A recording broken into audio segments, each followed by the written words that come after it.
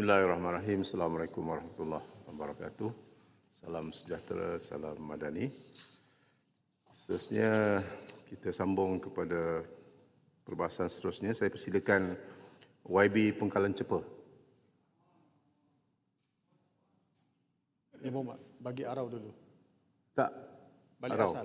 asal arau dulu. Okey. Seterusnya saya persilakan YB Arau, 8 minit.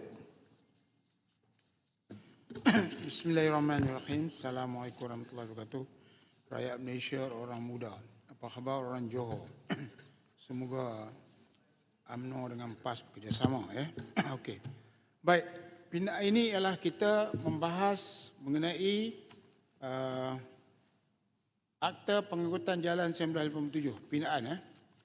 Saya tak mau cakap banyak tajuk, tapi saya nak cakap khusus kepada tajuk yang menjadi perbincangan rakyat. Tuan ini betul. Bakal calon Johor. Kita tengok sekarang ni dicadangkan kenaikan compound daripada 300 ke 500. Semua kawan-kawan kita sebut tadi. Sekarang lagi sekali saya sebagai rakyat Malaysia di sini ingin bangun menyatakan bahawa kami tidak setuju kenaikan 300 ke 500. Seksyen 14, Seksyen 15, Seksyen 26, Seksyen 40, Seksyen 59, Seksyen 66A, Seksyen 72, Seksyen 76A, Seksyen 79, Seksyen 12, Seksyen 120. Semua seksyen ni sekarang ni dendanya 300. Tapi dicadangkan kenaikan ke 500. Kenapa dinaikkan ke 500? Rakyat sekarang ni nak bayar 300 pun teruk. Yang betul. Jadi kita nak cadangkan supaya kerajaan kembali balik kepada 300.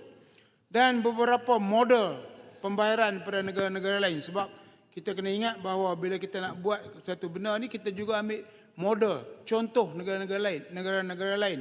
Kecuali hak yang akan berlaku cadangan tentang pemisahan kuasa pegawai negara dan juga pendakwa raya tu, ini yang Malaysia yang terbaik yang mula buat. Jadi sekarang ni untuk melaksanakan semua benda ni sudah ada negara yang telah melaksanakan yang terbaik. Jadi kita boleh ikutlah model negara yang berkenaan.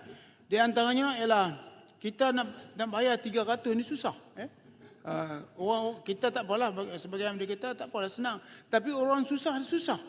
Kita tak senarai pula tentang B40 dan kita tahu seksyen yang mengenakan kita denda 300 ni sekarang dinaikkan 500 tu hampir semua kena.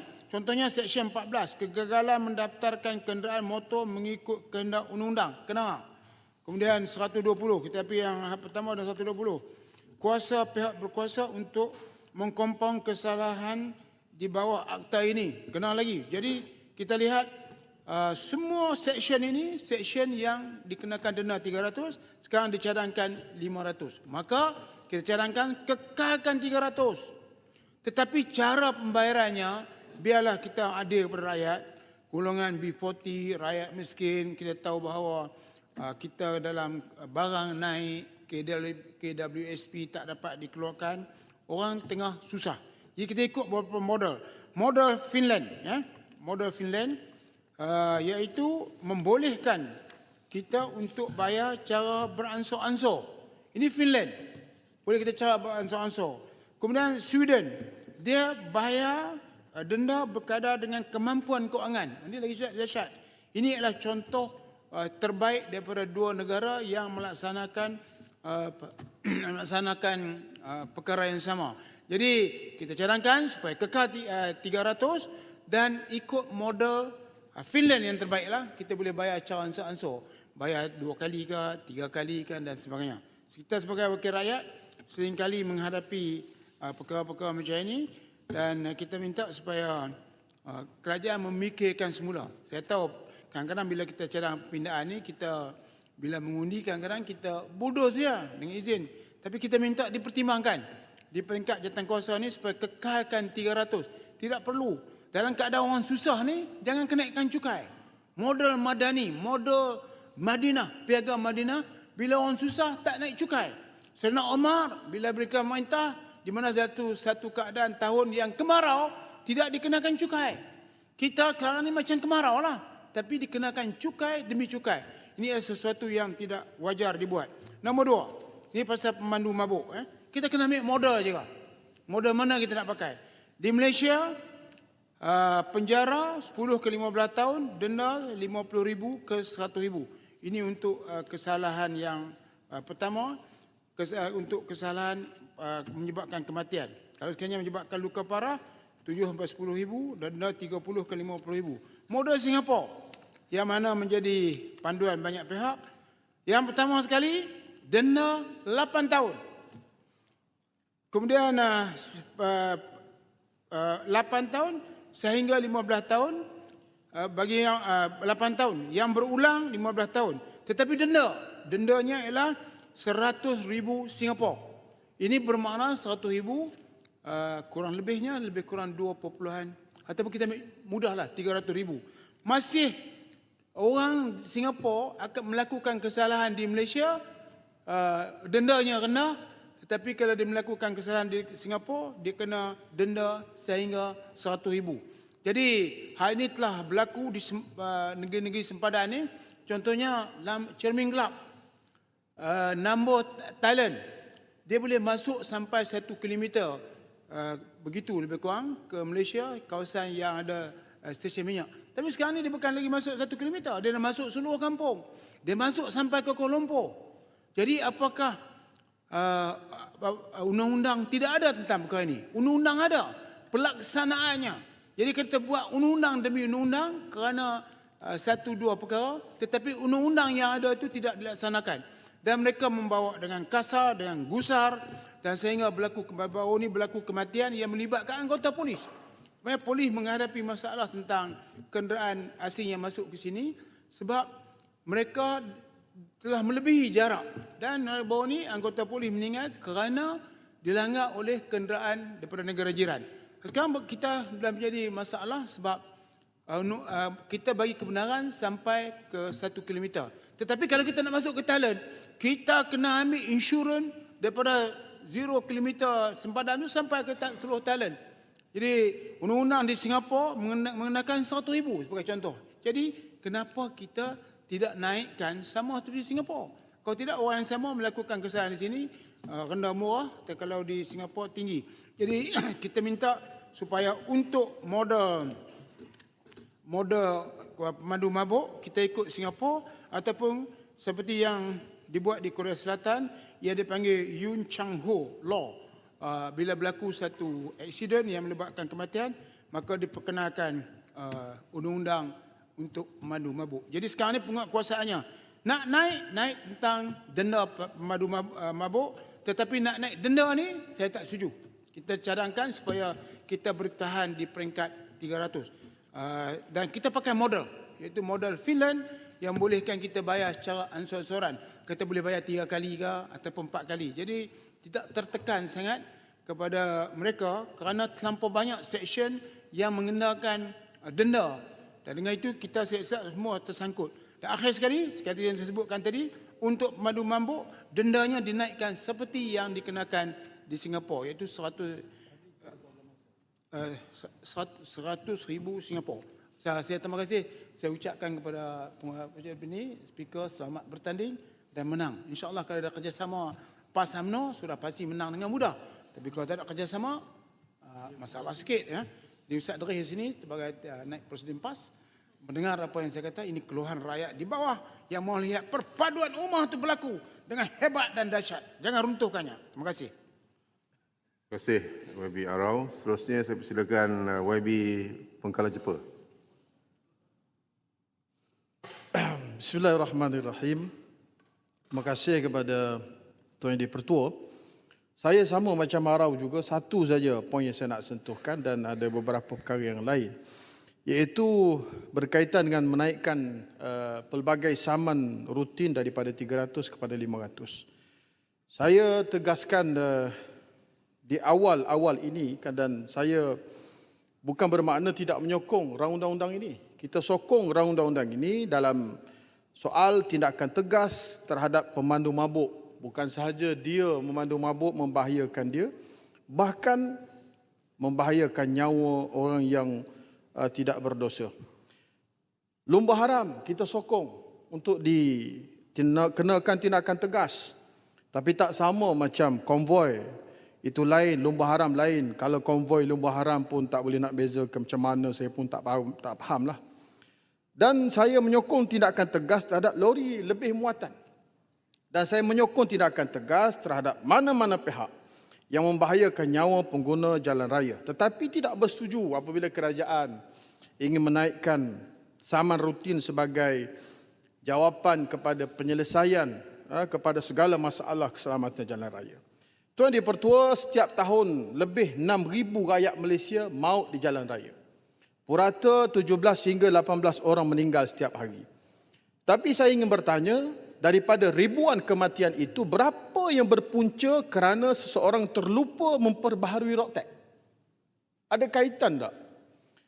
Berapa berpunca daripada kerana lesen memandu tamak tempoh?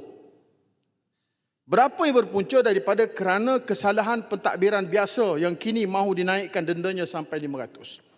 Hakikatnya kumpulan yang paling ramai maut di jalan raya ialah penunggang motosikal. Sekitar 6 daripada setiap 10 kematian jalan raya di negara ini melibatkan motosikal. Dan di sinilah kita melihat kelemahan besar dalam pendekatan kerajaan. Kalau 6/10 daripada mangsa yang mati di jalan raya ialah penunggang motosikal, mengapa sebahagian besar penekanan dalam pindaan ini bercakap tentang hukuman dan penalti, tetapi hampir tiada perbahasan tentang penyelesaian yang boleh menyelesaikan, yang menyelamatkan penunggang motosikal. Saya ambil contoh Institut Penyelidikan Keselamatan Jalan Raya Malaysia, MIROS, menunjukkan bahawa lorong motosikal eksklusif boleh mengurangkan risiko kemalangan maut sehingga 74%. Ini sebuah angka yang besar. Kalau ada lorong motosikal yang khusus yang dikembangkan dan diperluaskan. Kalau kerajaan benar-benar mahu menyelamatkan nyawa rakyat, bina lebih banyak laluan motosikal yang selamat, rawat hotspot kemalangan, naik taraf persimpangan berbahaya, perbaiki pencahayaan dan keadaan jalan, kerana rakyat tidak mati kerana kadar saman terlalu rendah. Rakyat tidak akan mati. Menaikkan saman ini bukan boleh mengatasi masalah ini. Rakyat mati ialah kerana kemalangan. Tapi kerajaan pun kalau terus naikkan saman ini, itu tanda kerajaan itu dekat dengan nak mati. Dan kemalangan tidak boleh diselesaikan dengan buku saman semata-mata. Tuan Dipertua, kerajaan sebenarnya sudah mempunyai bukti sendiri tentang apa yang berkesan. Dalam Pelan Keselamatan Jalan Raya 2022-2030, kadar pematuhan had laju di lokasi kamera awas dilaporkan mencecah 95%. Tambah-tambah Tuan Dipertua, kita ada macam-macam aplikasi Waze. Dia bagi tahu perangkap had laju di hadapan kita pun slow. Sebab kita bukan sengaja nak langgar hak laju yang ditetapkan di lebuh raya. Contoh orang Johor yang banyak guna lebuh raya. Saya pun heran, dekat nak pilihan raya di Johor ni dinaikkan saman. Orang Johor kalau nak saman 500, undilah Pakatan Harapan. Maksudnya kerajaan sudah tahu apa yang berkesan. Perluaskan awas ini, tambah kamera penguatkuasaan, tambah laluan motosikal, perbaiki infrastruktur jalan raya. Itu pelaburan keselamatan yang sebenar. Yang lebih membimbangkan ialah apabila rakyat melihat ketidakadilan dalam penguatkuasaan. Pada Mac 2026, SPRM melalui Ops Middleman mengumumkan pembekuan 59 akaun dan penahanan 18 individu, termasuk pegawai GPJ, anggota polis trafik, pemilik syarikat pengangkutan Tonto, selepas mengesan transaksi kira-kira 12.4 juta yang dipercayai mempunyai unsur rasuah. Ini bukan dakwaan daripada kami pembangkang. Ini adalah kenyataan rasmi daripada SPRM. Sebelum itu, negara juga digemparkan dengan Opsukat yang menyaksikan 44 individu ditahan, termasuk 32 pegawai JPJ dan seorang anggota polis trafik kerana disyaki melindungi lori yang melakukan pelbagai kesalahan termasuk lebih muatan. Ini rahsia umum. Banyak syarikat-syarikat lori yang nak buat operasi ini kena sediakan duit kopi kepada driver-driver lori kerana boleh melepasi halangan dan pemeriksaan tertentu. Ini bukan lagi rahsia. Semua orang tahu. Inilah perkara yang perlu diatasi. Jadi apa maksud semua ini? Maksudnya lori yang sepatutnya ditahan terus bergerak. Lori yang sepatutnya ditimbang terus menggunakan jalan raya. Lori yang sepatutnya dikenakan tindakan terus membawa muatan berlebihan. Akhirnya jalan raya rosak, rakyat yang ditanggung. Rakyat yang terpaksa tanggung. Risiko kemalangan makin bertambah. Tetapi yang dinaikkan dahulu ialah saman rakyat. Ini saya pun tak faham macam mana cara menteri berfikir. Sebab itu rakyat bertanya, apakah ancaman terbesar kepada keselamatan jalan raya pada hari ini? Pekerja kilang yang terlambat memperbaharui ROPTEK, adakah itu kumpulan yang mengancam keselamatan dan menggugat integriti pentadbiran penguatkuasaan negara? Atau sindiket yang melindungi lori lebih muatan sehingga membahayakan nyawa pengguna jalan raya? Rakyat tidak marah kepada saman, Tuan Yang di-Pertua. Rakyat marah apabila saman dikenakan kepada rakyat biasa, tetapi perlindungan dijual kepada pesalah-pesalah besar. JPJ sendiri melaporkan lebih 6 juta saman tertunggak, bernilai 806.9 juta bagi tempoh 2010 sehingga 2024. Lebih 6 juta saman. Itu pada kadar RM300. Bayangkan kalau dinaikkan saman sampai 500, maka sudah pasti dia akan menambah angka ini lebih daripada bilion tunggakan saman yang tidak boleh diselesaikan. Masalah yang gagal diselesaikan tidak akan selesai hanya dengan menaikkan angka. Kerajaan sedang merawat simptom tetapi membiarkan penyakit. Ada pula yang membandingkan bagaimana saman di negara-negara maju. Kononnya di sana kadar saman lebih tinggi, betul. Memang kita akui dan kita tahu. Tapi jangan ambil separuh cerita. Di bandar-bandar besar, di UK, di London, majoriti perjalanan harian dibuat tanpa menggunakan kereta persendirian. Mereka mempunyai sistem kereta api, bas dan pengangkutan awam yang cekap. Mereka mempunyai pilihan. Di Malaysia, khususnya di luar kampung, Felda, Pekan Kecil, kereta bukan kemewahan, Tuan Yang di-Pertua. Kereta adalah keperluan. Nak pergi ke kerja, kena memandu. Nak hantar anak ke sekolah, kena memandu. Nak ke hospital, hantar isteri nak bersalin, kena memandu. Nak berniaga, kena memandu. Jadi jangan bandingkan kadar saman negara maju tanpa membandingkan mutu pengangkutan yang ada pada mereka, iaitu pengangkutan awam. Kalau kerajaan mahu mencontohi negara maju, jangan tiru kadar saman, tetapi tiru sekali mutu pengangkutan awam mereka. Sebab itu barulah kita boleh berbincang soal ini. Itulah pertimbangan yang adil. Hari ini rakyat, Tuan Yang di-Pertua, berdepan dengan tekanan kos sara hidup yang sangat berat. Kita tahu bebanan akan bertambah. Kita bukan sengaja nak dikenakan saman. Kadang terlepas traffic light, kadang terlupa bayar ROPTEK. Itu perkara biasa. Kadang terlebih hak laju yang ditetapkan di lebuh raya yang disebut oleh Bagan Serai, Arau tadi, 60 hak laju yang ada. Lepas tol 60. Itu yang menambah jam.